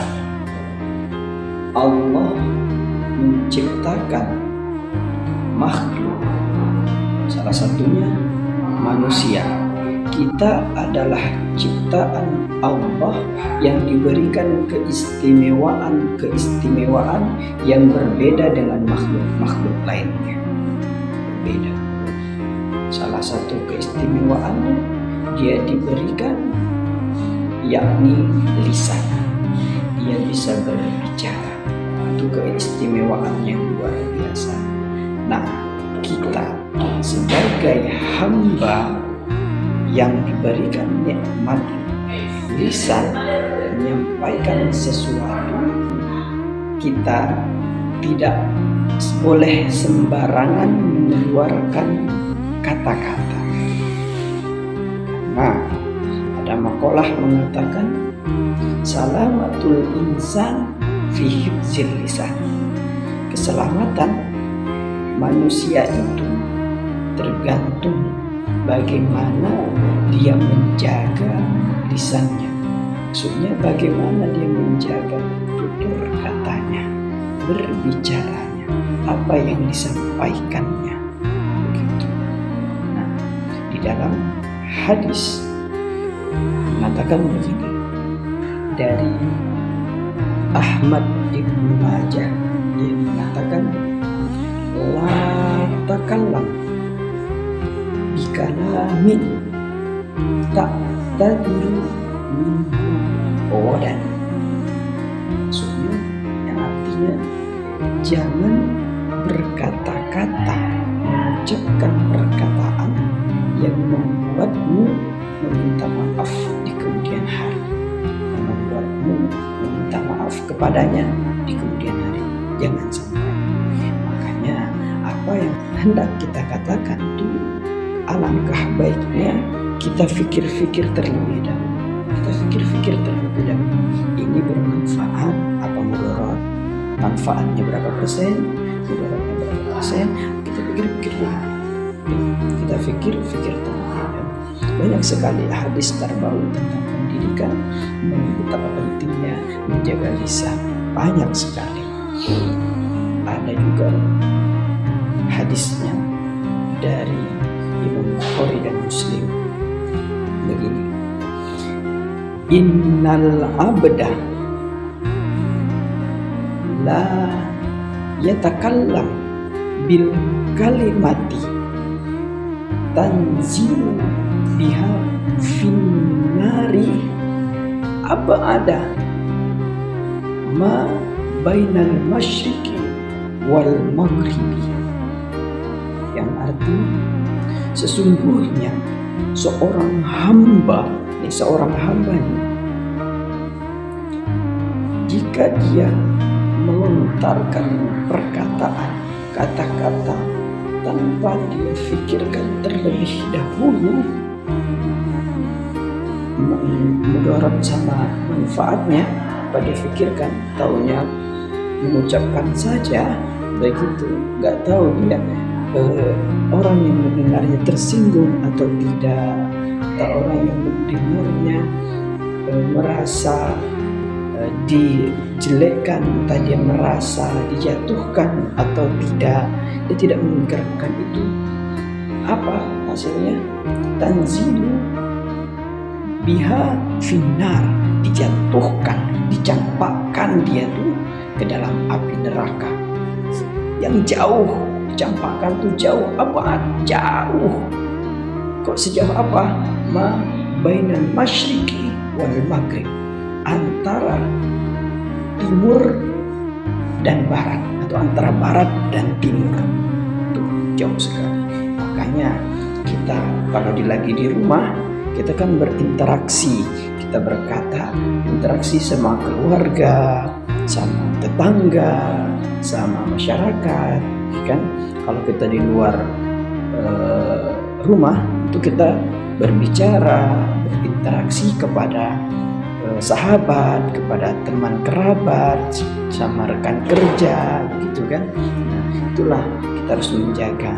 Demi apa? Nanti kalau kita menjaga lisan kita, kita tutur kata yang baik kepada teman atau yang lain yang mendengarkan, mereka akan senang kepada kita. Mereka akan senang kepada kita. Malahan bisa saja kalau kita tidak berjumpa dengan dia, tidak berbicara, dia itu merasa kurang. Nah, kata-kata kita itu penuh hikmah, kata-kata kita itu mengandung ilmu pengetahuan. Seperti itu. Ini betapa pentingnya menjaga, sangat penting sekali. Nah, ada juga hadis. Kalau yang hadis yang tadi itu Imam Bukhari dan Muslim. Hadis Imam Bukhari dan Muslim. Nah, hadisnya itu kalau di Imam Bukhari 6477. Kalau di Imam Muslim yang hadis yang tadi itu 2988. Baik, sudah banyak sekali hadis yang saya paparkan, saya simpulkan nih ya. Saya simpulkan begini. Kita sebagai thalabul ilmi atau para penuntut ilmu, kita nih para penuntut ilmu, yuk sama-sama kita menjaga lisan kita, sama-sama kita mengeluarkan kata-kata yang baik, kata-kata yang bijak. Yuk sama-sama belajar, kita sama-sama belajar mengutarakan perkataan yang baik-baik, ya, supaya apa? Supaya kedepannya juga menghasilkan kebaikan buat orang lain, menghasilkan kebaikan buat diri kita. Begitu. Apa yang kita perbuat untuk sekarang akan kembali nanti, suatu saat akan kembali kepada kita. Kita lantarkan yang baik-baik, ilmu pengetahuan yang kita miliki, walaupun sedikit, ya kita amalkan.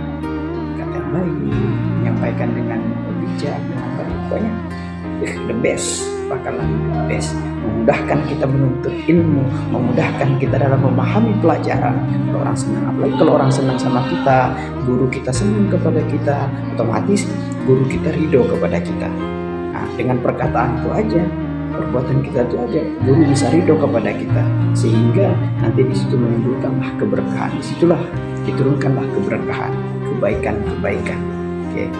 Sekian, terima kasih dan mohon maaf, semoga bermanfaat untuk khususnya untuk saya, yang untuk yang mendengar, yang mohon maaf. Assalamualaikum warahmatullahi wabarakatuh.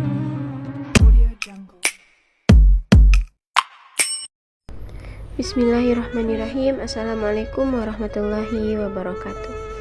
Alhamdulillahirrabbilalamin. Wassalatu wassalamu ala asyrafil anbiya'i wal mursalin wa ala alihi wa sahbihi ajma'in, amma ba'du. Hai teman-teman sekalian, bertemu lagi dengan saya Kirana Azhara Purwanto dari program studi pendidikan agama Islam semester 4. Nah, pada video kali ini saya akan menyampaikan tugas mata kuliah tafsir hadis tarbawi dengan judul ialah anjuran hadis mengenai anjuran untuk tidak meninggalkan pelajaran.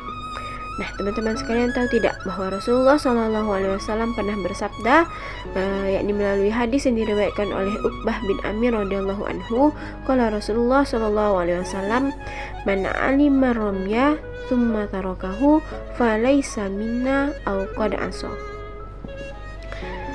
Nah, yang mana hadis ini berarti barang siapa yang telah diajari memanah summa tarakahu, kemudian ia tinggalkan dan ia lupakan, falaisa minna, maka dia bukanlah berasal dari golonganku, au qad asa, bahkan dia termasuk kepada golongan orang yang durhaka.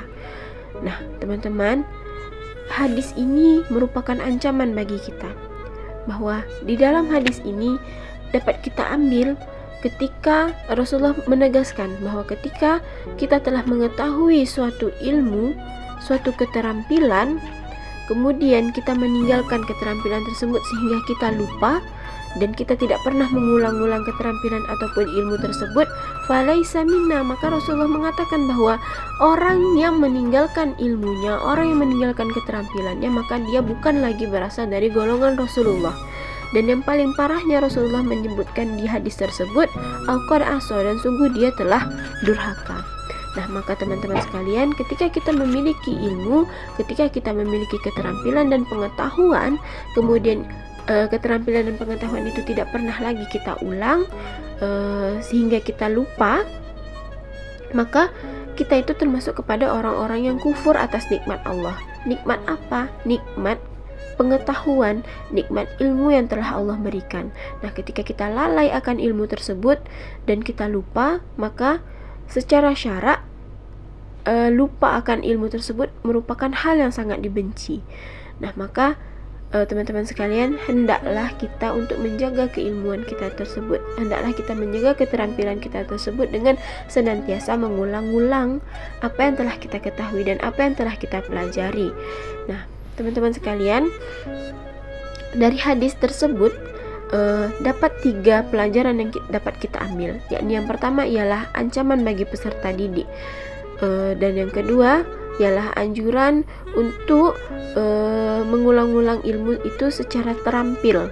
Nah, dan yang ketiga ialah anjuran untuk mengembangkan keterampilan tersebut. Nah, jadi ketika kita memiliki keterampilan, bukan hanya untuk dipegang saja, bukan hanya untuk kita simpan saja, tetapi hendaklah untuk kita kembangkan kembali keterampilan tersebut serta keilmuan tersebut, sehingga keilmuan dan keterampilan itu bisa bermanfaat bagi diri kita ataupun lebih-lebih lagi untuk agama kita. Nah, baiklah, mungkin cukup sekian penyampaian dari saya. Untuk kurangnya saya mohon maaf. Wabillahi taufiq wal hidayah. Wassalamualaikum warahmatullahi wabarakatuh. Assalamualaikum warahmatullahi wabarakatuh. Alhamdulillah, wassalatu wassalamu ala rasulillah wa ala alihi wa sahbihi wa mawala, amma ba'd. Baiklah, di sini saya tidak akan memperpanjangkan mukadimah lagi. Di sini saya akan menyelesaikan tugas mandiri daripada mata kuliah hadis tarbawi yang diampu oleh dosen saya, Pak Zulkifli. Yang dimana di sini saya akan menjelaskan bahwasanya pentingnya menghormati guru. Nah, di sini saya ambil dari firman Allah Subhanahu wa taala di dalam surah Al-Mujadalah ayat 11, yang dimana Allah berfirman, a'udzubillahi minasyaitonir rajim, yarfa'illahu allazina amanu minkum wallazina utul ilma darajat. Apa kata Allah? Allah akan meninggikan pangkat-pangkat orang yang berilmu dan orang yang beriman di dalam beberapa derajat. Di situ kita bahwasannya sudah tahu bahwasannya betapa pentingnya guru, yang dimana untuk menghormati guru itu penting.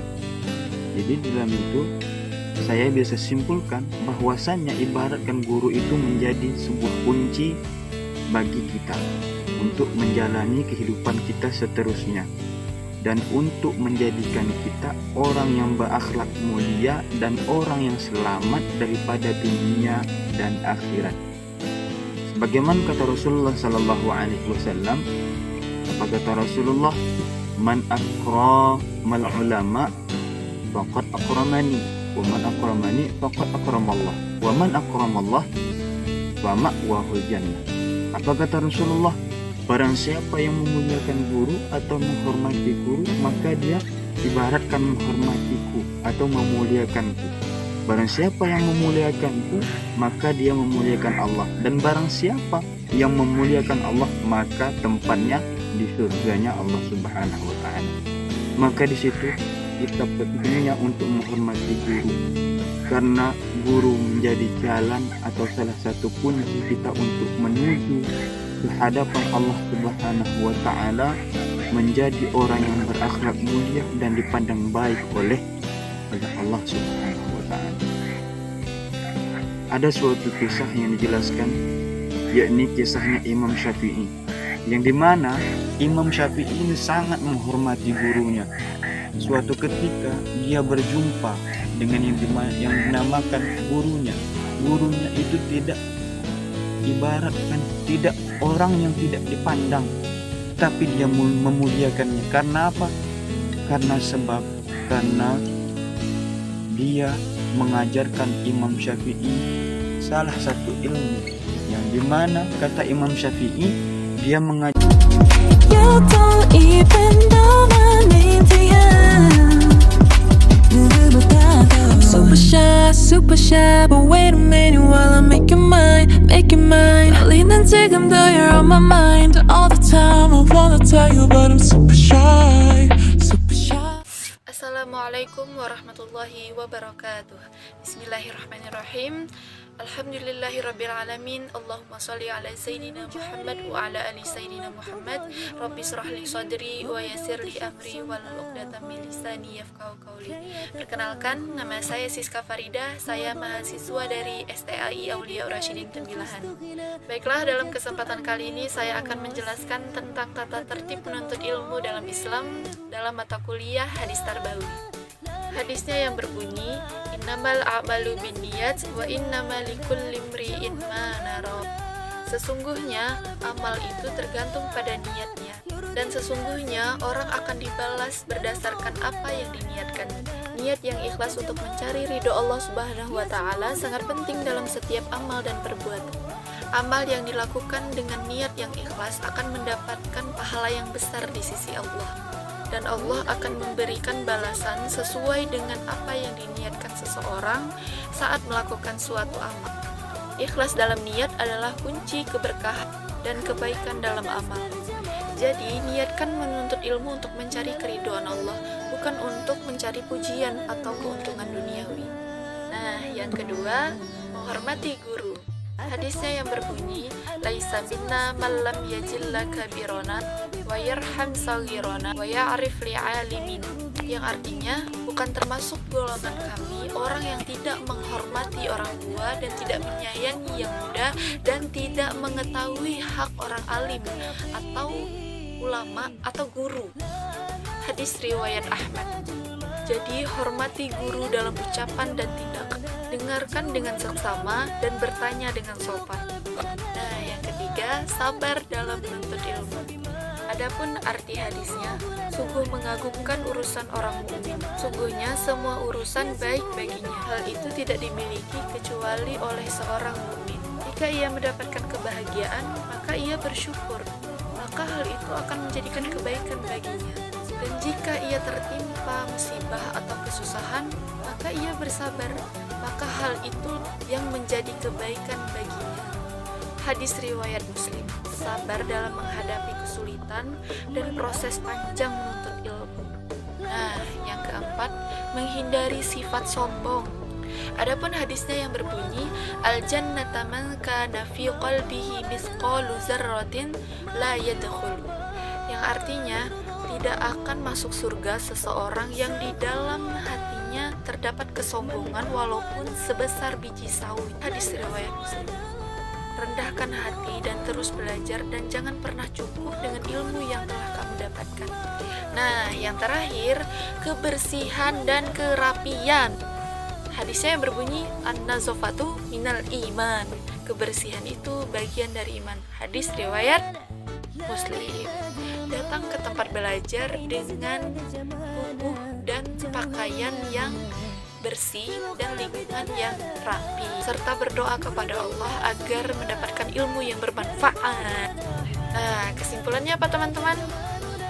Tata tertib dalam menuntut ilmu adalah niat yang ikhlas, menghormati guru, sabar, rendah hati, berbagi ilmu, menjaga kebersihan, dan berdoa. Semoga kita bisa mengamalkan tata tertib menuntut ilmu dalam kehidupan sehari-hari. Sekian dari saya, Siska Faridah. Wassalamualaikum warahmatullahi wabarakatuh. Assalamualaikum warahmatullahi wabarakatuh. Alhamdulillahirrabbilalamin. Wassalatu wassalamu ala asyrafil anbiya'i wal mursalin wa ala alihi wa sahbihi ajma'in, amma ba'du. Perkenalkan, nama saya Siti Maisari. Saya dari Prodi PAI Lokal 4B. Tujuan saya di sini ialah memenuhi tugas akhir semester pelajaran hadis tarbawi dengan dosen pengampu Pak Zulkifli SPDI MPD. Baiklah, materi saya pada hari ini yaitu ternyata sabar itu mahal. Sebagaimana Rasulullah SAW bersabda di dalam hadis, yaitu afdalul imani sabaru was samahat. Yang artinya apa? Iman yang pertama adalah sabar dan pemaaf. Hadis riwayat Bukhari. Kenapa disebut begitu? Karena apa? Sabar pertama dekat dengan ujian. Sabar juga dengan masalah. Jadi kita diberikan ujian, diberikan masalah oleh Allah Subhanahu wa taala. Kepada kita larinya, yaitu kepada Allah Subhanahu wa taala.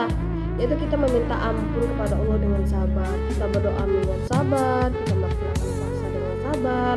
Nah, makanya dari itulah kita disebutkan, makanya dari itu disebut sabar itu mahal. Kemudian, dan diantara jalan sabar yaitu bisa jadi dengan masalah, kemudian dengan amal soleh. Nah, ketika kita diberikan masalah oleh Allah Subhanahu wa taala, bagaimana kita menyikapinya? Apakah kita dengan sabar atau tidak? Nah, kalau kita diberikan masalah, ujian oleh Allah, bisa jadi dengan masalah tersebut kita diberikan rahmat oleh Allah Subhanahu wa taala. Nah, jika kita menyikapkannya dengan amal soleh, maka misalnya dengan melaksanakan sholat 5 waktu dengan sabar, melaksanakan tahajud dengan sabar, insya Allah apa yang kita inginkan Allah akan memberinya. Sebagaimana Rasulullah SAW bersabda di dalam hadis, yaitu as-sabru minal iman, yang artinya sabar sebagian dari iman. Nah, kita belajar harus dengan sabar. Kita menuntut ilmu harus dengan sabar. Pertama kita mempunyai iman. Insya Allah kalau kita mempunyai iman dan kita sabar, insya Allah kita beriman kepada Allah Subhanahu wa taala karena sebagian dari iman. Nah, salah satu yaitu kita misal ingin mendapatkan hikmat dengan guru, mencari berkah dengan guru, maka itu dengan insya Allah apa yang kita inginkan akan Allah berikan semuanya dengan kita bersabar. Terima kasih, hanya ini dapat saya sampaikan. Akhirul kalam, wabillahi taufiq wal hidayah. Assalamualaikum warahmatullahi wabarakatuh. Bismillahirrahmanirrahim. Assalamualaikum warahmatullahi wabarakatuh. Perkenalkan, nama saya Hadana dari Prodi Pendidikan Agama Islam dari Auliaul Rasyidin Al-Jahan. Pada kesempatan kali ini saya akan menyampaikan sebuah hadis tentang keutamaan. Misi dari saya menyampaikan hadis ini itu adalah untuk memenuhi tugas mandiri pada mata kuliah hadis tarbawi. Hadisnya yaitu Bismillahirrahmanirrahim. Man salaka thariqan yaltamisu fihi ilman sahalallahu bihi thariqan ilal jannah. Barang siapa yang menempuh suatu jalan untuk mencari ilmu, maka Allah akan memudahkan baginya jalan menuju surga. Nah, teman-teman, maksud dari hadis ini itu adalah setiap kita, siapapun yang melangkahkan kaki dan niat tulus belajar dari tempat dia tinggal ke tempat belajar, walaupun hanya dan satu ayat atau hadis itu memiliki beberapa Salah satu di antaranya adalah Allah akan memerintahkan kepada malaikat untuk mencatat setiap langkah, yang mana balasan dari catatan adalah untuk memudahkan kita saat bersyukur. Kemudian yang kedua adalah Allah akan memerintahkan kepada malaikat sayap dan berikan ridho kepadanya. Nah, dalam bentangan sayap ini itu memiliki arti. Yang paling terutama itu adalah mengaminkan doa orang yang sabar atau sedang berdoa. Jadi Allah itu malaikat pun akan ikut mengaminkan doa bagi orang-orang yang lain. Begitu pentingnya teman-teman kita memiliki niat yang tulus, niat yang benar untuk belajar, sehingga saat kita melangkahkan kaki dari tempat kita tinggal sampai tempat kita belajar itu benar-benar bernilai pahala. Bayangkan betapa banyak pahala yang kita peroleh ketika kita melangkahkan kaki kita dari tempat kita tinggal sampai tempat kita belajar. Satu langkah kaki saja sudah kita semuanya. Satu langkah ini nanti akan mendapatkan balasan berupa keringanan saat hisab kita menuju surga. Maka dari itu semoga kita sudah memasang niat yang baik, niat yang tulus agar sebelum kita berangkat agar apa? Supaya setiap langkah kaki kita dari pahala. Terima kasih, semoga bermanfaat. Salam. Assalamualaikum warahmatullahi wabarakatuh. Assalamualaikum warahmatullahi wabarakatuh. Alhamdulillahirabbil alamin wassalatu wassalamu ala asyrafil anbiya'i wal mursalin wa ala alihi wa sahbihi rasulillahi ajmain. Alhamdulillah, pada kesempatan ini saya Dede Hartelo dari Prodi Pendidikan Agama Islam semester 4 Lokal B Stai Aulia Urasyidin Tembilahan. Allahumma sholli ala sayyidina Muhammad wa ala ali sayyidina Muhammad. Pada kesempatan ini saya akan mengajukan sebuah tugas dari materi hadis terbawi yang diampu oleh Bapak Zulkifli SPD MPD. Dalam sebuah hadis mengatakan, wa man salaka tariqan fihi ilma sahalallahu lahu bihi tariqan ilal jannah. Barang siapa yang menuntut ilmu, barang siapa jalan pergi menuntut ilmu, maka Allah akan memberikan jalan yang menuju surga. Contohnya gini, dalam kehidupan sehari-hari hadis tersebut banyak kita amalkan, tetapi kita tidak sadar bahwasanya kita telah mengamalkan sebuah hadis tersebut. Saat kita pergi sekolah, saat kita pergi kuliah, saat kita pergi ke majelis taklim, itu adalah jalan menuntut ilmu. Maka kita termasuk orang-orang yang mencari ilmu, maka Allah akan memberi jalan menuju surga. Itu merupakan sebuah keistimewaan orang-orang yang menuntut ilmu. Akan tetapi dalam ketika kita pergi perjalanan menuntut ilmu, tetapi tidak sampai atau mati di dalam perjalanan atau sakit, maka pahala tersebut Allah tetap berikan, karena innamal a'malu binniyat, sesungguhnya amal itu tergantung padanya. Niat yang baik Allah akan memberikan pahala sebelum ia melakukan. Niat aja dulu sudah Allah berikan pahala. Tetapi sebaliknya daripada dosa, apabila kita niat berdosa, maka Allah tidak akan memberikan dosa secara langsung. Tapi sudah melakukan perbuatan dosa, maka Allah akan memberikan ganjaran dosa. Jadi keistimewaan dalam orang-orang menuntut ilmu adalah menjadikan orang-orang tersebut mendapatkan jalan menuju surga. Dalam ayat dalam Al-Quran mengatakan, syahidallahu annahu la ilaha illahu wal malaikah wa ulul ilmi qa'iman bil qist. Allah bersaksi bahwa tiada Tuhan selain Allah. Allah itu bersaksi bahwa tiada Tuhan selain Dia. wal malaikah, dan para malaikat itu bersaksi bahwa tiada Tuhan selain Allah. Wa ulul ilmi qa'iman bil qist, dan Allah dan orang-orang yang berilmu bersaksi bahwa tiada Tuhan selain Allah. Dari ayat tersebut bahwa kita simpulkan bahwa yang menjadi saksi atau mentauhidkan Allah yang pertama adalah Allah sendiri, yang kedua para malaikat, yang ketiga orang-orang berilmu. Jadi keistimewaan orang-orang berilmu dalam Al-Quran, ya tadi ayat yang sering kita baca dalam wirid setelah maghrib, syahidallah annahu la ilaha illahu huwal malaikah wa ulul ilmi qa'iman bil qist, bahwasanya orang-orang yang berilmu atau orang-orang yang menuntut ilmu itu menjadi saksi bahwa ada Tuhan selain Allah. Dalam ayat lain dikatakan yarfa'illahu alladziina aamanu minkum walladziina utul ilma darajat. Allah akan meninggikan derajat orang-orang yang beriman daripada orang-orang yang beriman.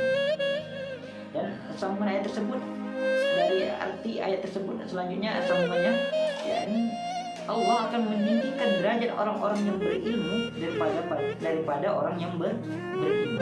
Dapat disimpulkan bahwasanya orang berilmu derajatnya lebih tinggi daripada orang beriman. Dari berapa ayat hadis tersebut dapat disimpulkan keistimewaan orang-orang menuntut ilmu. Yang pertama adalah orang menuntut ilmu itu ialah mendapatkan jalan menuju surga. Yang kedua, menjadi saksi mentauhidkan bahwa Allah Subhanahu wa taala ialah Tuhan dari seluruh alam. Yang ketiga, orang-orang yang menuntut ilmu derajatnya lebih tinggi daripada orang-orang berilmu. Demikian dari saya, apabila ada kata-kata yang salah, apabila ada kata-kata yang saya sampaikan ucapkan dalam omongan saya mohon maaf yang sebesar-besarnya. Assalamualaikum warahmatullahi wabarakatuh.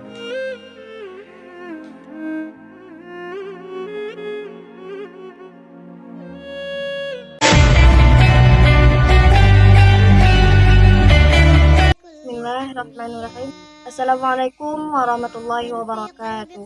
Bismillah, alhamdulillah, wassalatu wassalamu ala rasulillah, la hawla wa la quwata illa billah, ba'd.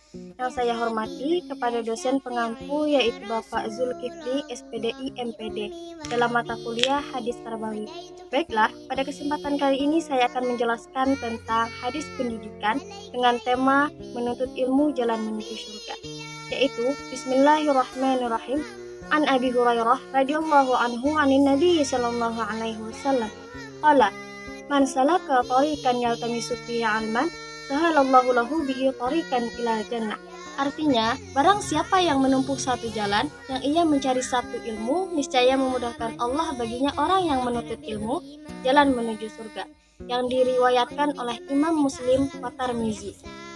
Maksud dari hadis tersebut adalah man salaka tariqan, barang siapa yang menempuh satu jalan. Jadi di sini terserah baik laki-laki ataupun perempuan, yang muda ataupun yang tua, itu terserah.